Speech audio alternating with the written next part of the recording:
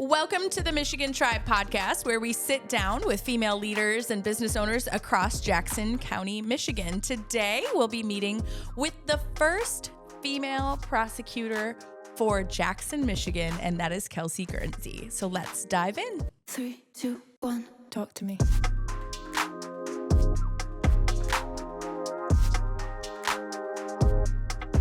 Welcome to the My Tribe podcast. I'm Amanda, and my co-host / actual host, I might be the co-host, I'm not sure. No, you're the... Yeah, it feels We're like, I don't co-hosts know. together. I don't know. It's It's Alex. She's my real life sister. And today we have prosecuting attorney Kelsey Guernsey. Super stoked that you are here. So just to give the smallest intro, you are, I believe, the first female prosecuting attorney, and that's a position where you were elected. I was. Into the position. So I'm really excited to talk to you about that. But you're also a mom, a foster mom, and now a leader of many staff people in Jackson. So we are going to talk about a few different things. Yes, exciting. But is there anything from your bio I have missed? Because that was like the fastest one of all time. Yeah, right? No, I don't think so. The only other one that sometimes people talk about is I'm technically the second youngest by 4 months. So Judge McBain, when he was elected, Yes. Okay. He was 4 months younger than I was. Okay. But yes, first female. And pretty young for the position. So, Amazing. But Yeah, which is like, grateful to let's be in it. dive into that part, because I have so many questions. And just so you know, I secretly just want you to tell me everything you're not allowed to tell me about all of the cases. Amanda. I pitched this idea to Alex and was like, did. so you know how I feel about true crime. stuff, right? Yeah. She wants the true crime stuff. I get it. I get know it. I can't get it. Yeah, but yeah. I will come up with junkie. secondary questions. It's fine. So I am really curious. So not only are you a female in the position, but you're young for the position itself. Even though you are a Republican, so you were able to run in the kind of dominant Republican space that we live in. But I just feel like those two first things have a big impact. Like, how did you what was your strategy, I guess, to get elected as a young female in a Republican, male-dominated, predominantly Christian community? Like, Yeah.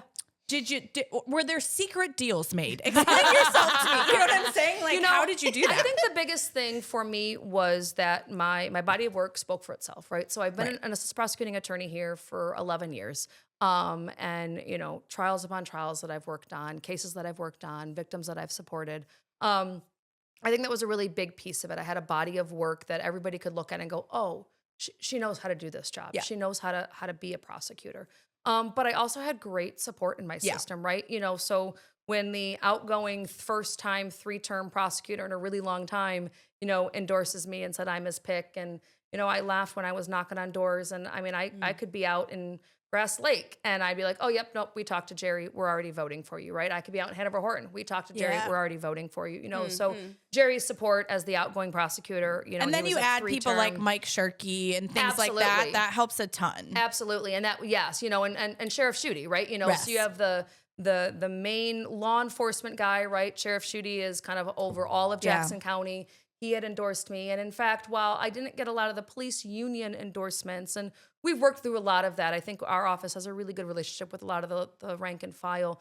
Just about every police chief had endorsed me. Right, and Chris Simpson, who wasn't the chief at the time of he was the undersheriff. Now. Yep. So just about every police chief, because they knew my body of work and they knew my leadership skills and they knew kind of what. So Jackson County as a whole had a lot of people they did already know and did trust. So even if they didn't know me, there were a lot of people there that were in my corner and that were supportive of me and my mission and my way to move our office, continuing forward, building on what Jerry did, because Jerry did a lot of really great things, but tweaking and building and making it our own as we move forward. So. Well, and speaking of your body of work, the other thing that I just find so fascinating that you were able to do, which I think the majority of people make sense, but again, an elected position, is your body of work. So much of what you're passionate about is about vulnerable populations. It's about children. It's about women. It's things like that. So again, in the community that we're in, I just find that fascinating, that combination of things. And what were some of the things you faced that maybe most people don't know about because of those factors, right? Like, I'm a female, I'm young, I care about vulnerable populations, and I'm Republican, right? Just these things that are assumed about that. Sure. like just what did you face or go through, and still maybe Sure. right, not just during your campaign. Yeah. But I will still. say during the campaign, it made me laugh. At some point it came out, well, she only tries child sexual assault cases. And I was like, okay, but those are the hardest ones to try. So like, I mean, I guess, sure, you can tell me that those are the only ones I tried. It's not. I've literally tried everything there is to try. But it was funny that was almost as a knock against me, as you were just saying, right? Like, she only works on these kid cases. You try getting a 6-year-old to say something in front of 14 strangers in a courtroom full of people. And, there isn't a more challenging case that exists. However, I have done a lot of them. I've done gang cases. I've done murder cases. I've done, lots of my body of work, while my focus has been on vulnerable population, children, domestic violence, and things like that. But I think the bigger thing is our community has come together. And in particular, we saw it when we did the Summit to Reduce Violence, Domestic Violence back in April when we did that. The community really rallied together and recognized, what, domestic violence isn't only in a certain area in our community. Domestic violence doesn't affect only a certain type of our population. Domestic violence, sometimes like substance use, it impacts everybody. It really does. It's across the board. And it's typically hidden. So. And it is, So who's to say it's anywhere in particular? Right, exactly. So, but, so families, understand that and are often looking for an advocate in those areas, right? Nobody wants people that hurt kids to be out in our world, right? Everybody can come together and be like, oh yeah, no, people who hurt kids should be held responsible, right? Right. People who hurt vulnerable adults should be held responsible. So it really became more of a rallying together point, I think, of, look, I can try a gang case, I can try a gun case, I can try a drug case. I've done a lot of them, but they're vulnerable victims in our community. They need our help the most. And I think our community has rallied around that and behind that, under my leadership as well. Yeah. And so speaking of leadership, I'm curious what it's like to take on a position. I can relate to this. And, I took on a position where there were legacy leaders in the organization, people who've been there far longer than me, who are older than me, things like that. And there are dynamics to that are challenging to deal with. I'm just curious what some of them are. And I know, like, I'm not asking you to like give like big details, but I just mean, how have you dealt with that in yourself and coming into maybe, a role that had expectations and you have a vision of your own. Sure. And I think it's my office who should be commended for it more than anything. In the span of 6 months, I went from a colleague to the boss. Yeah. And these are people that we've either all come up together, where they joined the office maybe a little bit after me. And I was a leader in terms of, I had a circuit court docket, I had a lot of trials. And so we would talk trial strategy, and work together. But my staff, for them, I was a colleague and I was a friend, and then became a boss. So some of those relationships have had to change, some of them that we might go out for a drink after work, on a Friday that I now step back from. I'm now the boss. I'm not the colleague. You guys go have fun, go, but I'm in a different role now. So, but they've adapted well. And I give them all that credit. Not saying it's not without some learning. And I think on my part too, learning how the trial work was never going to be the hard part. I know how to do that job. I've been doing that job. I know how to. Gosh, don't you wish that was the hard part of the job? Right. Like, I'm up for that challenge. Yeah, right. I'm up for that challenge. But the leading, I have 11 attorneys under me. And I have, I think it's 12 support staff under me, and to your point, some of them are older than I am. Yeah. Some of them have been doing their jobs longer than I have.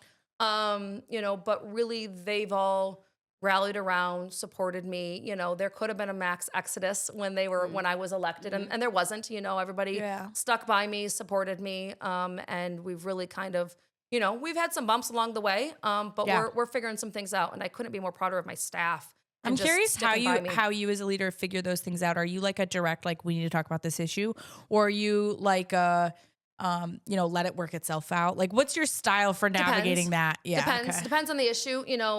Sometimes it's a direct, sometimes, I have a great second in command. Nathan Hall is my chief assistant. Yeah.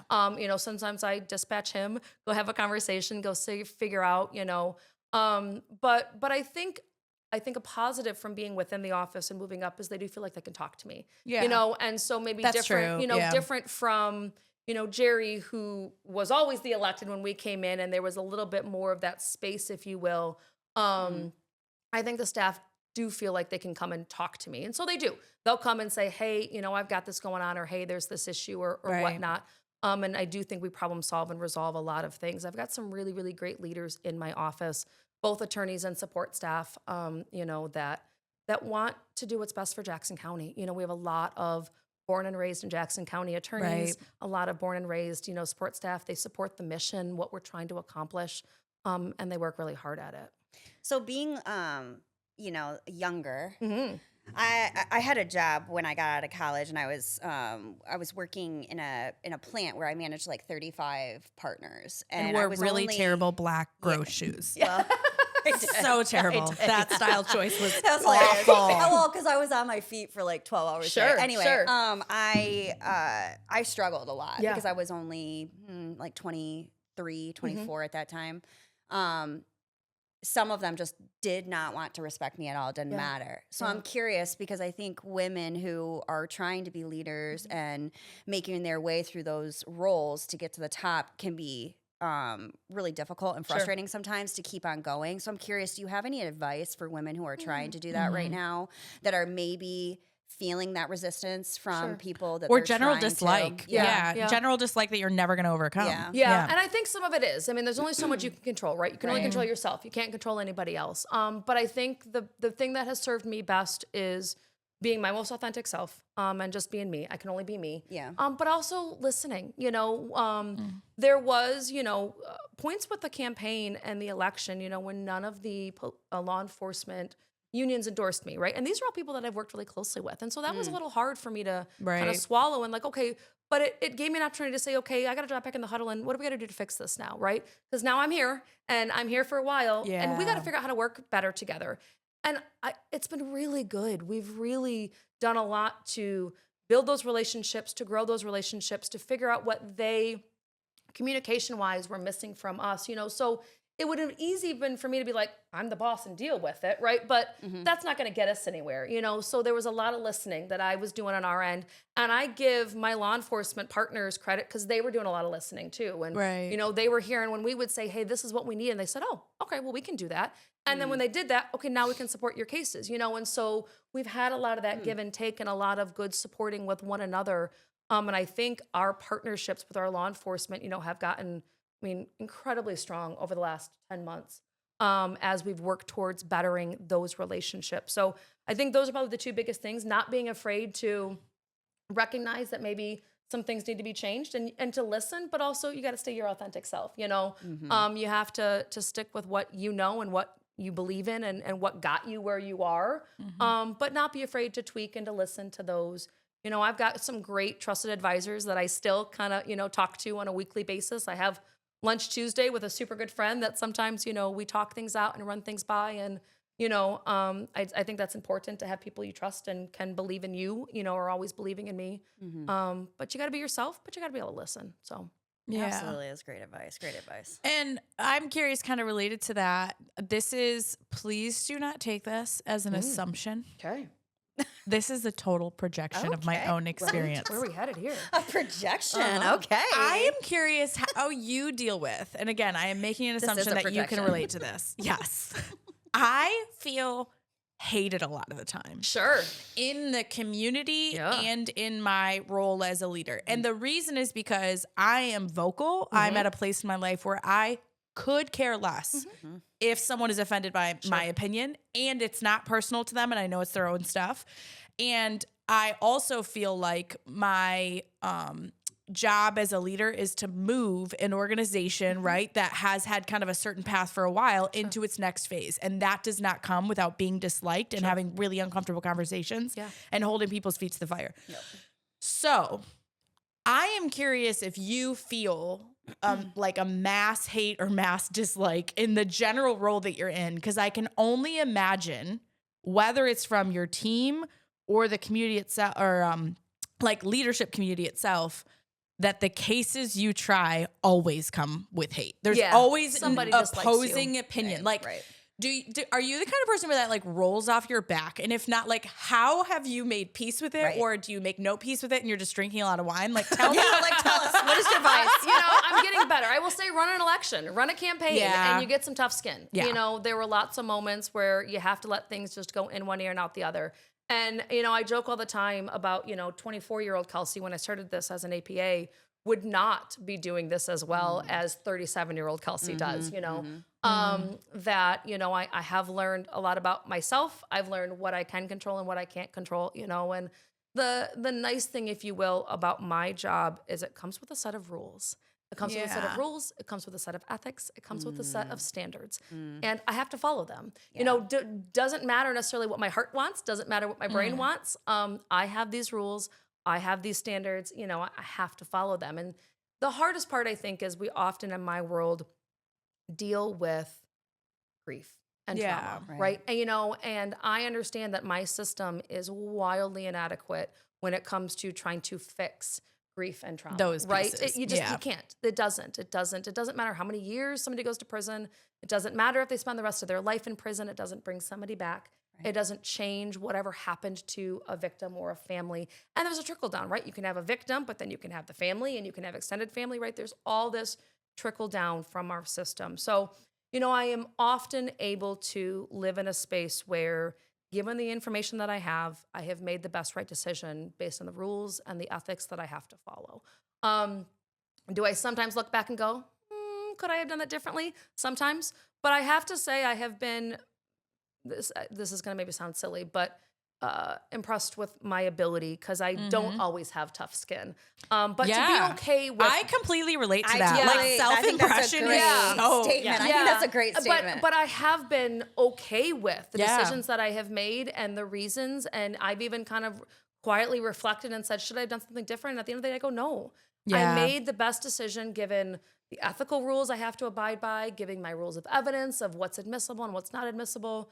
You know, one of the things we say, I probably say more than anything else, what I know and what I can prove are two different things. And we can know something happened. We can know somebody did something terrible, but can I prove it? Can I have a person who's going to come and put a hand up and sit in court and explain it and give the details enough for a jury to believe that this happened?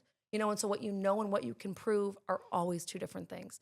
And that's hard, right? When families know something have happened and 30 people have told me, we know this happened.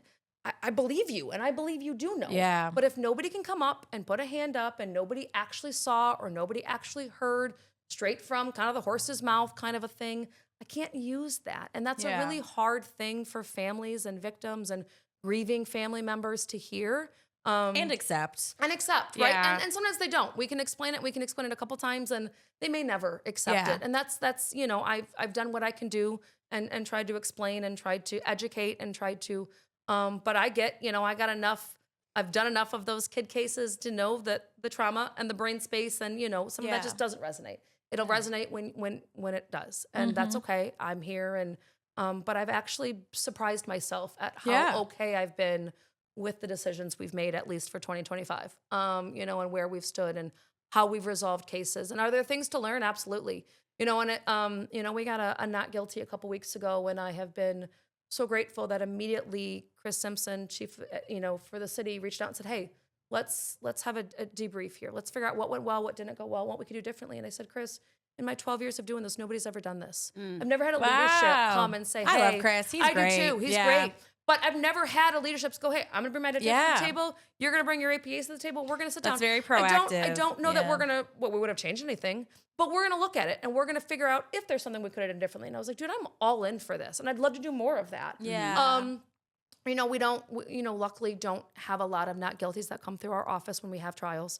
But they happen. And, you know, juries have a hard job to do and they're evaluating all the evidence. And there was recently a murder case that I was very disappointed I wasn't called in for jury duty. Not because I don't want anyone ever to be murdered, but it was a 1 week commitment that sounded very appealing for someone like me who loves true crime and wants to have the inside access. I was gonna say I recently was called to jury duty for a murder case, and I was very disappointed in her that she didn't try harder to get on the jury. I was really disappointed. There are people. What I will say is this.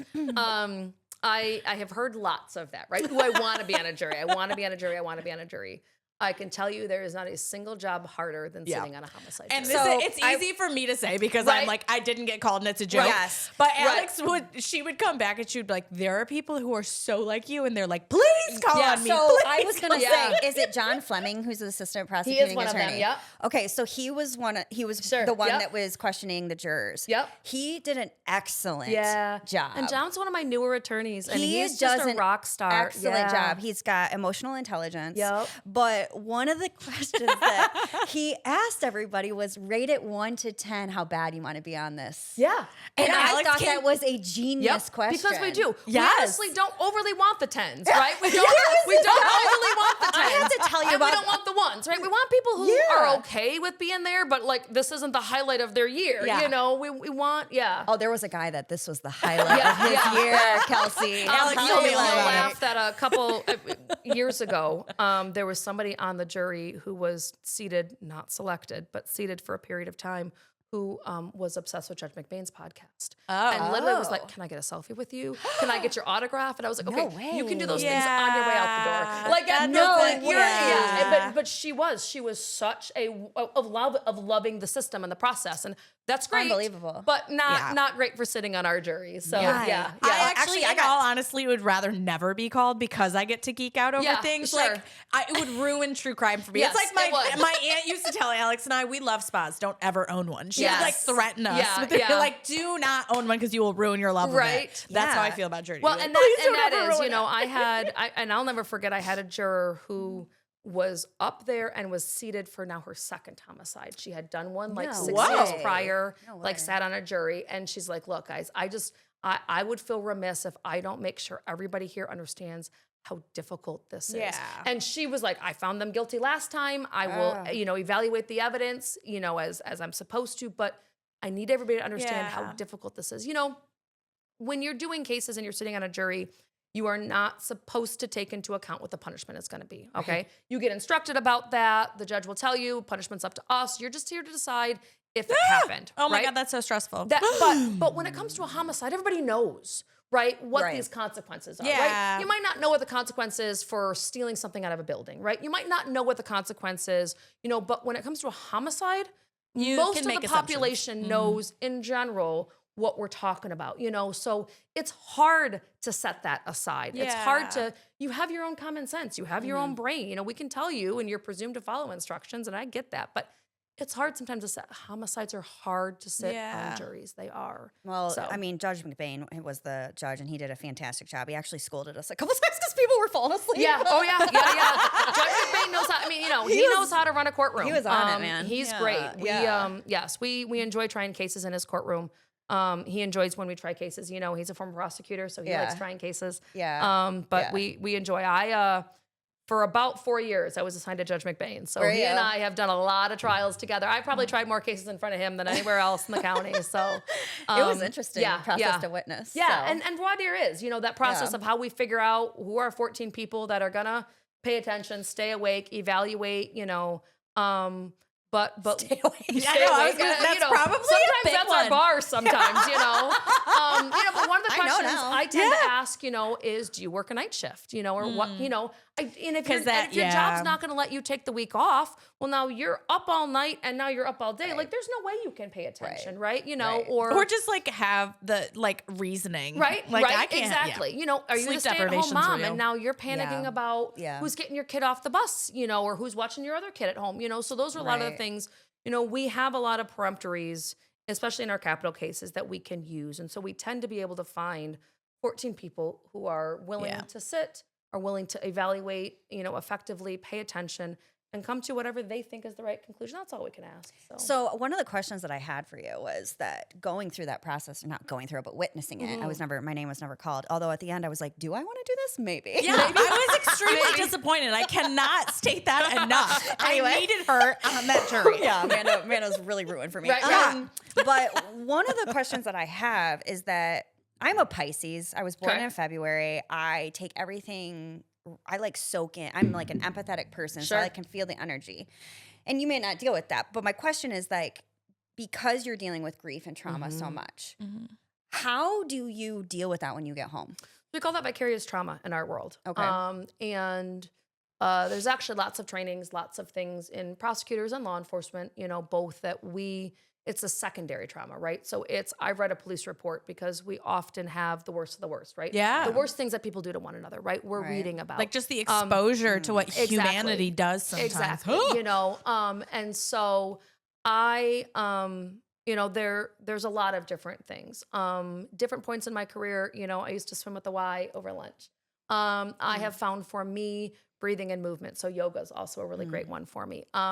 If I go and play volleyball, my brain doesn't turn off enough. If I go and play basketball, my brain doesn't turn off enough. But if I have to count my breaths, 1, 2, 3, breathe while I'm swimming, 1, 2, 3, breathe while I'm swimming, that's then all I can focus on. Yeah. And I can at least get my brain to slow down a little bit. I can at least get my brain to, I have been diagnosed with ADHD much later in life, as women. That's not a thing. If you're the high achieving kid in school. Oh my God, are you? Maybe I am too. Right. Well, if you're the high achieving kid in school, especially for girls, our age growing up, nobody ever looked at you for ADHD, right? I can sit still. I can read a book. I obviously am highly educated.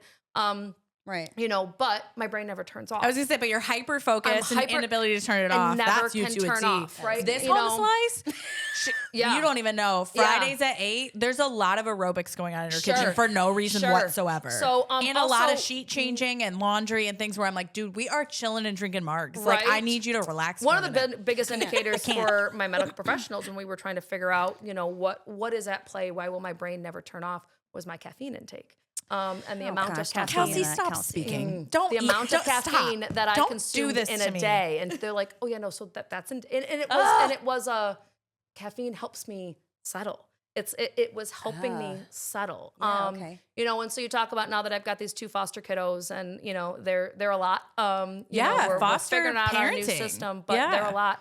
I am finding caffeine again, even though I'm taking my medication and whatnot, but I'm finding that a Red Bull at 5:00 at night is what I need just to kind of That's so fascinating because I've always said that about coffee, that coffee doesn't ram me up. It chills me out. It does. Yeah. Yep. So that, that's a little bit of a brain chemistry that I have learned. So anyways, interesting. You talk about now though, I got 3 kiddos under 10. So, swimming is not as much on my, I do a lot of audiobooks. They can be watching their movie at home and I have an audiobook in my ears. And Harry Potter, it tends to be the one that is my go-to. I was going to say, is it like self-help style or is it like, I have probably listened to the Harry Potter series 1 through 7 legit 100 times. No way. I could quote, you could give me a line in a book and I could tell you what it's from. I could tell you the scene surrounding it. It's such a relaxing thing for me, right? I know what's coming. I have no questions. I can put it in. It's enough of a balance, but it's not distracting. Yeah. I can still take care of kids. I can still whatever, but so right now that's my biggest calming kind of technique. I do have an open bottle of wine in my fridge too. Yeah, helps sometimes once everybody's in bed. I was out of wine last night and I was like, oh, the pain. Everybody's asleep. There's sometimes a glass of wine involved, but the audiobooks, the Harry Potter books, it's also what I sleep to at night. I turn them on. I turn the sleep timer on for 20 minutes because I know what's happening. It gives me enough to focus on, but not outside distracting. of your own head. Yeah. Right. And so then I can fall asleep, and then kiddos get me up at all hours of the night, but that's okay. Yeah. It's the season of life that I'm in. I hate this question and I don't know how to ask it different. How are you staying sane? And the reason I hate the question is because none of us are sane. Right. So I don't mean it like, how are you? Especially what with is your children. self-care? It's more what I mean is like, how are you functioning? Yeah. How are you functioning at a somewhat decent level every single day? Like, how are you doing that? I laughed because I've had these kiddos now for about a month, and I laugh because oh my gosh, you've only had them for a month. It's fresh. So it's very fresh. It's very fresh. Okay. But I've laughed so it's because very much a nightmare. Got it. Noted. I laugh because coming to work is the respite, right? I was like, who would have thought that running this office is actually less stressful than my home world right now, which is fine. These are 2 very sweet boys. I have a old coworker who used to every morning. Yeah. when I would get to work, because my son's almost 3. And so after I had my son, every morning when I would get to work, he would say, the hardest part of your day is over. Yeah, Welcome. right. And I was like, freaking men. Yep. I have it's so 3 true. drop-offs in the morning. So, before I get even into the building, I have dropped 3 kiddos off at 3 different places. And, wow. And put clothes on and them. everybody is And dressed. like there's and probably a lunch we've in got their some backpack. snacks Are you on board kidding a little me? bit. We don't get a full breakfast in, but we got No, some snacks on absolutely board. not. Some granola bars and glass of Yes. milk and a banana as we're walking out the door. Yeah. And lunches are made, though I do most of those at night. But Wow. so I have a great support system. That's about all I can say. Yeah, me too. I get have, that. Yeah. Parents that are just phenomenal. I would not have done the foster journey without my mom and dad being on board. My sister lives in town. She does a lot with my son. He plays hockey, so he's skating 4 days a week, and so she does a lot of transporting him for me. Or I'll drop Alex, him off. I don't know if you're listening to this or not, but like, I just need you to listen to the sister part. Yeah. The sister part. That's sister part. Yeah. I don't have kids. I'm a Yeah, dog fair mom. enough. Yes, and she, she's got a kiddo that lives in her home part time as well. But she's fun. So I'll drop my 9-year-old off at hockey, but then she'll pick him up so I can get kids home and get the other 2 in bed. And That's amazing. She brings them back home. So without my village, I would not be able to add. I overnight tripled the children in my household, and I laughed because I have 2 dogs and a tortoise as well. So. Oh my gosh. I have reached my capacity though of living things that rely on me. We're at 6, and that's as much as you can do. We've hit capacity. Yep. And but yeah, I mean, my family's phenomenal, and my staff has been great. Because I said, hey, I'm out for the next couple of days as we try to adapt. When I first got them, and they were great, and calling me, keeping me in the loop. I obviously have technology is great for that kind of stuff. But my chief assistant just keeps everything rolling there. When need be, and now we're back into the flow, and I'm back in the office, 8 to 5 again, and we're cruising through. So, we're figuring out our new normal. But So Kelsey, I just need to share with you the differences of our lives. We did a sleepover with my sister, my aunt, my mom, my son, and I. My sister is amazing. Do not get me wrong. However, my mother offered to massage my feet for like 5 minutes. I desperately needed that foot rub. Sure. Okay. My son had not slept the whole night before. He was super stressed. And I was like, Alex, will you come play with Forrest? Alex, she ignored me. She straight up pretended like I was not speaking. She couldn't hear me. And then had the audacity after I finally had to get up to play with my son because he needed the attention. Sure. To come get my foot rub. No, I didn't. I didn't take your space. Yeah. You came in, you were like, oh, I see Amanda's taken back over. Don't lie. Yeah, because mom offered it to me first, and I said, "You don't have to do that, Mom." Yeah, no, we're good. That's so funny. Yeah. So I have a village. Our lives are different. Our lives are different. Yeah. But though, like my mom texted, I don't know why she was up at 6 a.m. this morning, but I most assuredly was up at 6 a.m. this morning, and she's like, well, do you want me to come and scoop up kids? Because we were actually up at 4:45 this morning because the youngest one wasn't sleeping. And I was like, we're already an hour away from the day anyways. So by the time you get here from 20 minutes, like I appreciate it, know. But Alex will be amazing when he becomes a teen. And she is probably before 10, right before 10. Sure. And she also is the rich auntie. So if Forrest wants anything, I literally am like, auntie's nearby. Go ask her. And my older one is 9. And my sister has been back in town with us for the last 3-ish years. I think we're coming up on 3-ish years.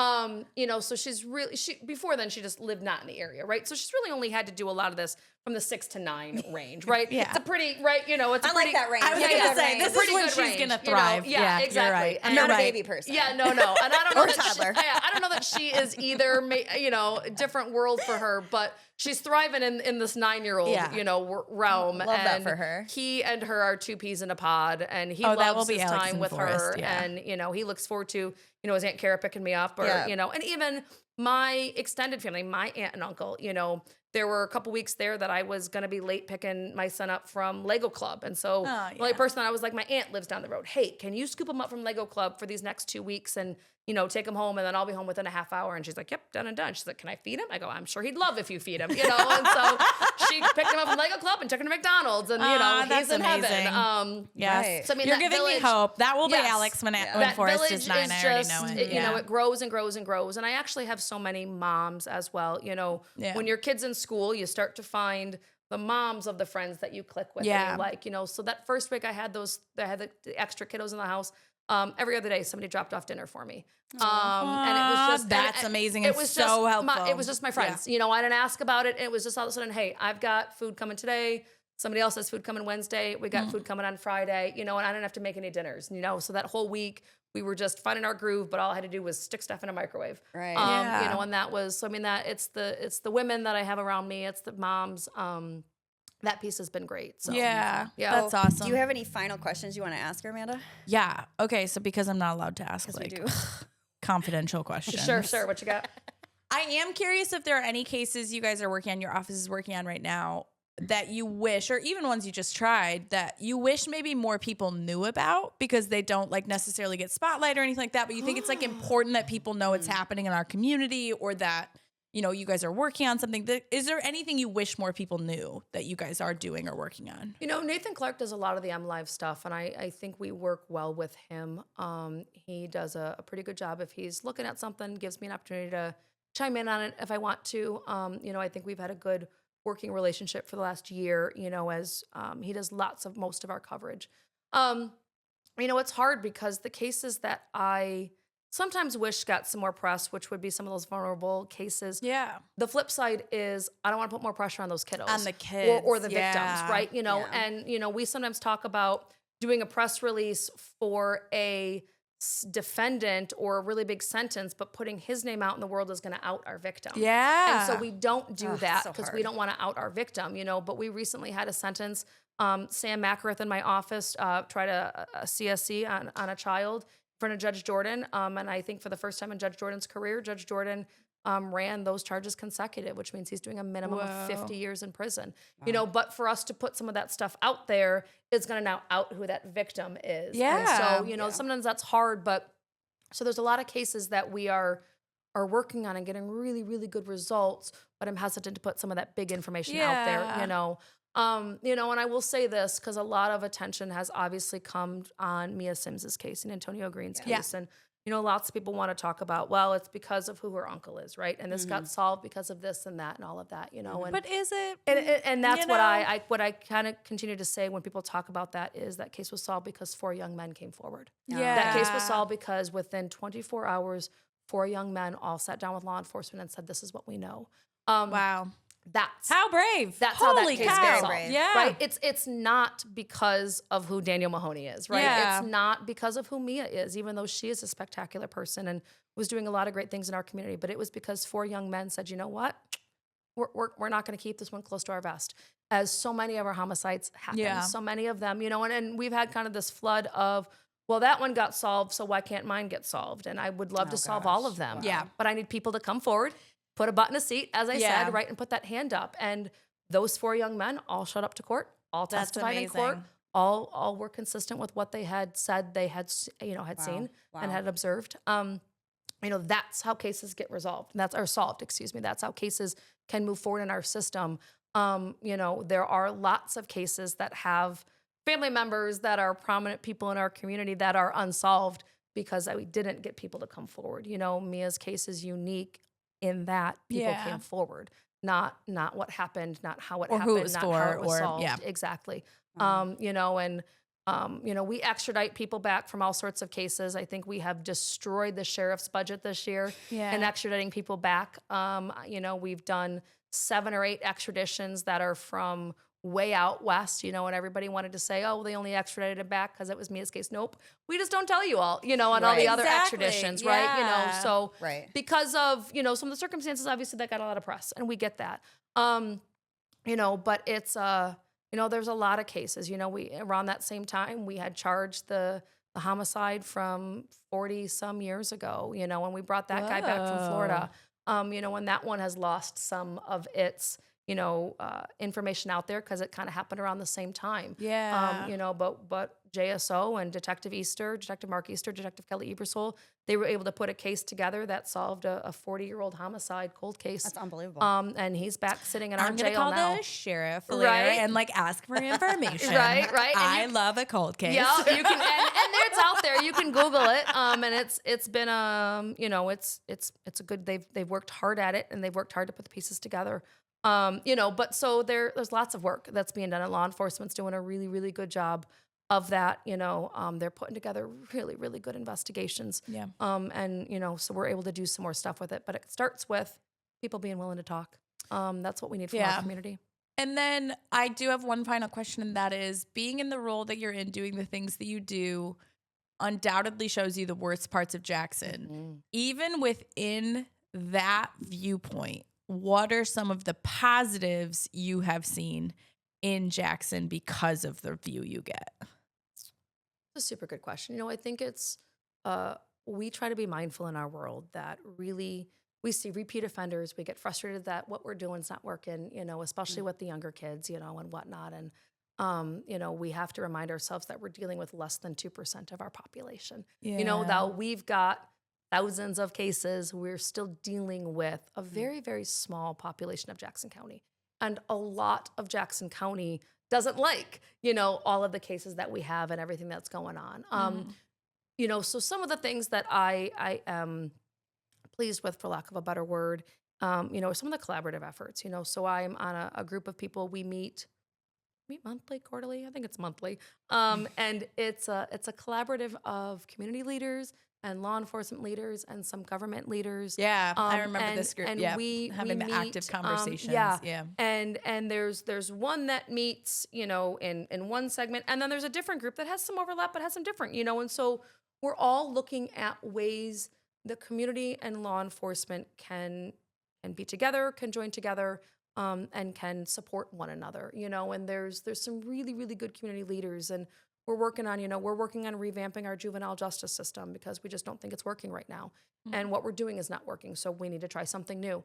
And we've had a lot of great people come to the table and kind of how we're revamping that, and a lot of support with that, and the juvenile system is based in rehabilitation. And so what are we doing to really affect change and try to change mindsets of young people, 13, 14, 15, 16.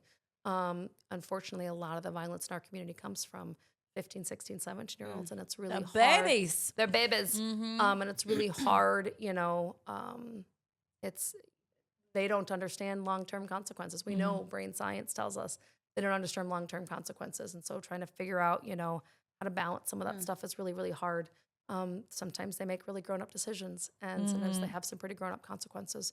And that's kind of part of it as well. But we have some work, ahead of us. But I'm really grateful for the collaborativeness between the community leaders, some of the government leaders and law enforcement. It really is working together, I think, to try to create some new changes. And I think that would be true across Jackson. I repeatedly hear that, particularly from, people who come from the outside to do any work here. Like the way we work together, and the people who live here deeply care about Jackson. Yep.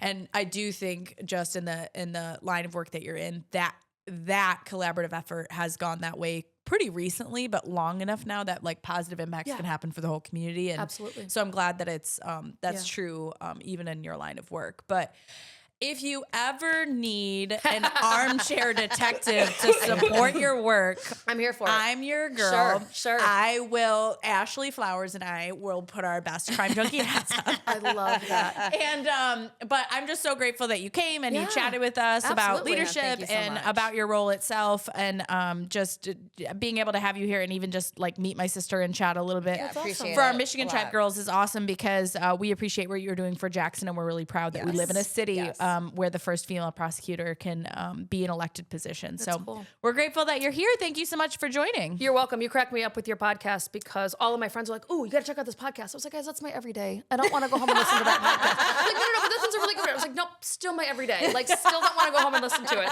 Right? So like they've stopped recommending, but my, two of my best friends are like, "No, but you got to hit." Nope, I really don't. I love you. Fully committed to I making really don't this. need to hear it. Yeah. Thank you for coming on ours and talking about your work. Absolutely. I've tried to make this one all about murder, and it just hasn't consistently happened yet. But I'm still working my way there. I will let you know how it goes. Well, and if I could just have parting words, I think the biggest thing to make our community safer is to continue to speak up when you see stuff. And I know it's hard. And I know everybody, you know, I get the honest fear of worried about what happens to you or what happens to your family. And we can't do anything to protect anybody if we don't know about what's happening, you know? Sure. And so it's my biggest takeaway and my biggest hope with as much press as Mia's case has gotten is that people will recognize it's because people chose to talk. Yeah. And they chose to come forward. And if more people came forward, more cases would be solved and we could honor those that have passed away and get justice for people. And you know, people know who shot people. There's an unsolved homicide out of the Foundry that has literally 100 witnesses. Nobody saw anything. Nobody saw anything. Wow. If people came forward and said what they saw, we would have less unsolved homicides. So yeah. Wow. Yeah. Thank you so much. And some form of justice for the Indeed. people who were involved. So Indeed. thank you so much for joining us. We're Thank you. super grateful. Kelsey Guernsey, Alex Maston. Amanda Loveland. Thanks for joining us, everybody. All right, everybody, make sure that you find us on your favorite place that you get your podcasts, whether it's Spotify or YouTube or wherever that is, because we're going to have another great episode coming at you. Bye. Talk to me.